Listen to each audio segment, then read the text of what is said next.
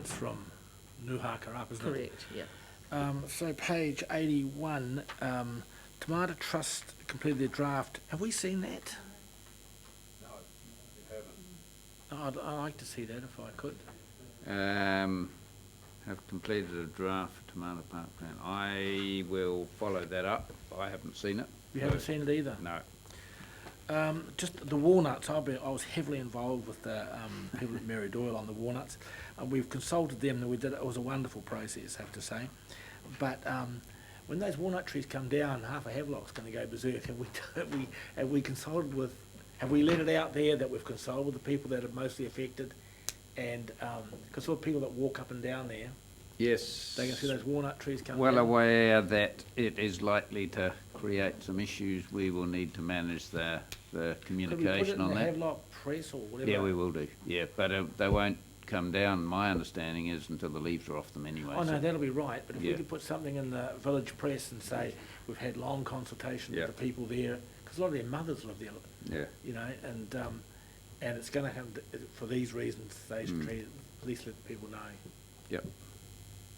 Actually, sorry, Councillor Belford caught my eye before. Sorry. Just the next item down on the list, number 39, regarding tomato mushroom. Some of us were at a meeting that, the outcome of which was that there was going to be some lawyer conferencing, I thought, with you guys to determine exactly what the status of consent compliance was. Has any of that occurred? Yeah, so there's been a reasonably recent flurry of letters exchanged between the parties, getting to the point where we've gone back to Tomato and explained to them why we think they're non-compliant. So that exchange is going on between council, well, through Michael and his team and us through council. And are you able to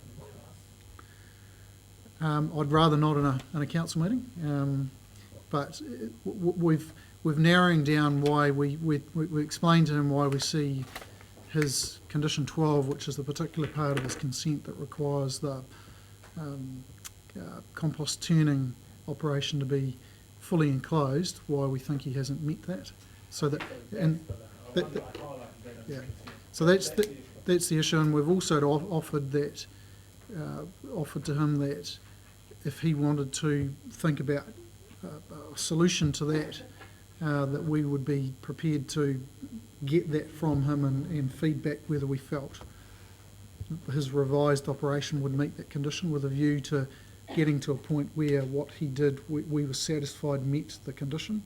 So that's what we're trying to achieve. Yeah. Councillor Hewitt. Thank you. Number 24 and Upper Tuki scheme rating review ongoing. So I'm wondering how ongoing it is, because our December meeting was cancelled and sadly we've lost Laddie Cooter, who was running it. So how will that be ongoing now? I have a meeting with the two consultants tomorrow afternoon, and happy to feed back to you probably. And I'm in the process of getting a couple of legal opinions, re-gravel and responsibilities, following on from Rob Wilson's submission. So probably I'll give you a call next week. Can we have catch up at some stage? Yep. Item 16. Microphone, sorry. Item 16, two quick questions. The environmental management plans through an offer of 25% grant towards the cost of an FEMP this financial year. Who's offering the 25%? Is that us? Yes. Yep. How much is that going to cost us?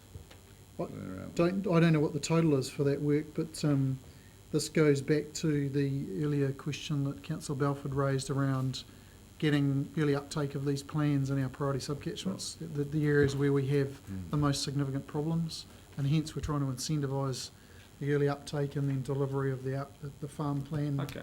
Sort of conditions. My second question is... So just to follow up on that 16, because that's what I was going to ask about. So has there been any uptake at all? Yeah, look, I'm sorry, I can't tell you, but we'll give you that.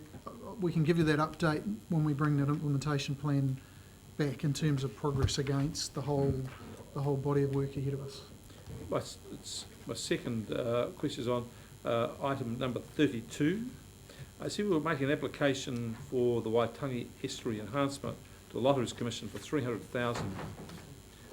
Are we seriously doing this, given that we're a multi-million-dollar organisation? Every cent we take out of lotteries means someone else doesn't get it.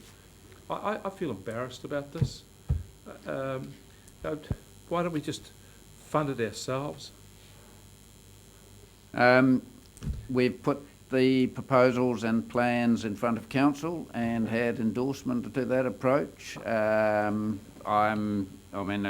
a conversation that council can have, but it's a political one, and at this stage I've had endorsement for the approach we're taking. I'm sure you have, but I just went and reread it and I thought, well, if we take $300,000 out of the pot, it's $300,000 some other entities don't get.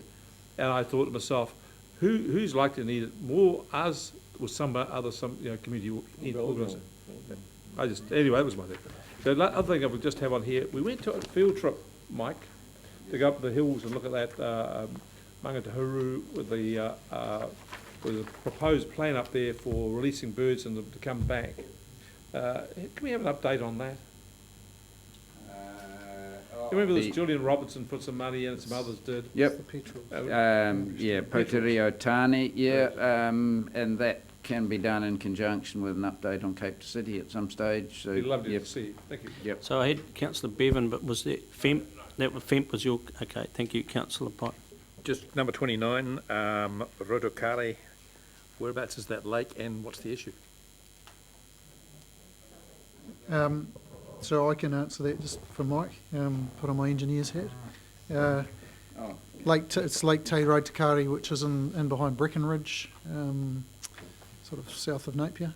It's basically it's a lake that was formed as a result of the Turaikuri riverbed movement and a wall forming and a lake that formed in behind it years ago. It's got a scheme drain established in it at some stage back.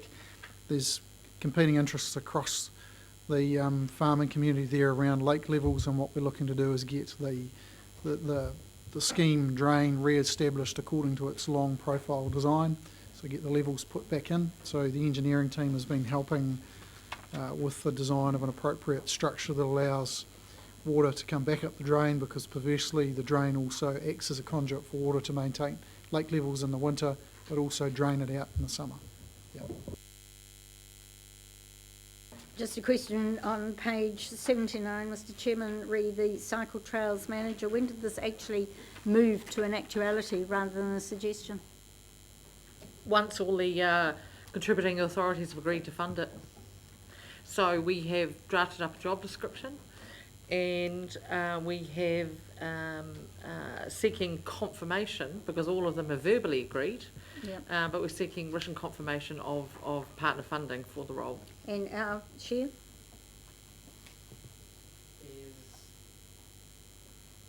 I can't remember. Drew did tell me what it was, but it's slightly less than the others because we would also be meeting the overheads. Uh-huh.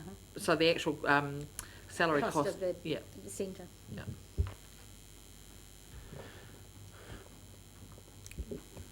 Where are we heading? Who's next? Moved, seconded, thank you. Further discussion? Put the motion. All those in favour, please say aye. Contrary, no. Carried. Thank you. Now we... Pardon me? Overtime? Quite 4 hours. No, we're good. Six hours we go to. Minor items, and then someone will move that the last two items remain on the table, I think.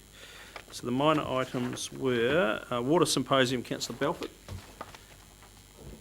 I'd like to know what it is. First I learned that we might be sponsoring a water forum was in a press release, I think announcing James's appointment. What is this water symposium and what's behind it? So it falls out of the back of a discussion at the Regional Planning Committee early last year, where the management of water across the region was discussed, and a paper was not accepted by the committee. And out of that discussion, Tony Hopman's made a very useful suggestion that actually what was required was a symposium, a bringing together of a variety of views and perspectives on water management in much the same way as Hastings District did around oil and gas. So hence we've pursued that option, and we're bringing it together to have a symposium or a forum which really just allows the opportunity for a range of perspectives and views to be put forward around water management, not in a forum that's going to be making any decisions or result in any particular outcome, but that it will allow an exchange of those understandings and views across a broad range of the community, whoever wants to come along. So it's a free event over a day, and a range of sort of interesting and speakers who will put forward a bunch of challenging views that people can go away and think about and talk about. Councillors have any input into that agenda, or is there a date set? Or There is a date which escapes me, March, 21st of March. Yep. It's very much around water quantity, not quality. So that spins out of that discussion that the Regional Planning Committee had. Tyres. I just read in the paper, some surprise we've got a problem with tyres and a resource consent and things that have been met. And I was unaware of that problem, and I just thought, could we have a report to the next council meeting on that? Secondly, it seemed to me that there might be some other issues which we're unaware of. So can we have an update from the regulatory or compliance team about what are the outstanding issues? And the third aspect of this is I recall us having a discussion with the regulatory and compliance group about a regular report to council. And as I understood it, we were going to have one, I think, every 3 months or 6 months. I think it's, off the top of my head, it's quite a long time since we had such a report. So could we have an update on what is the normal cycle for us to have these reports, and just to make sure that we've been meeting the time and if we think it's sufficient. So I would have thought such a significant issue as this, and again, it comes down to a view of what we do. At the moment, we're sitting back and waiting for people to do things, which they're not. And this problem is just ticking away out there. And I think this council has to take a view somewhere along the line, whether we're going to be more active in dealing with the problems or just wait for others to fix them, like the Waihi Dam. We wait and wait until they can be bothered doing something. Well, I'm not in agreement with that. Thank you. Waitangi Day Hikoi, Councillor Graham, you're leading that. Thank you. Some of you may be aware that we have a traditional hikoi which on Waitangi Day, which goes from Waipatu Marae had gone to Clive, where they had a bit of a celebration, and you'll be aware that the celebration in Clive has been cancelled, and we have decided that we will hikoi to the new site, Waitangi Park, to where the Celestial Compass will be. So we're going to leave 7 o'clock in the morning, as we do, from Waipatu, and it's another 2Ks, so it's a bit of a stretch, but that's what we're going to do this year, and I'm just letting everyone know that that's happening. Thank you. Right, well, we need a formal resolution to leave certainly item... Minutes, it's very quick. You'd like to do the minutes? Yep. Yeah, fine. And it tidies them up. Tidies the minutes up, that's fine. I'm happy with that. You happy to move us into public excluded? Well, yeah. And someone happy to second that? Item 17 remain on the table? Okay, I'll put that motion. All those in favour, please say aye. Contrary, no. And then are you happy to move us into public excluded? And Councillor Pipe, you happy to second? Councillor Bevan, thank you. Put that motion. All those in favour, please say aye. Contrary, no.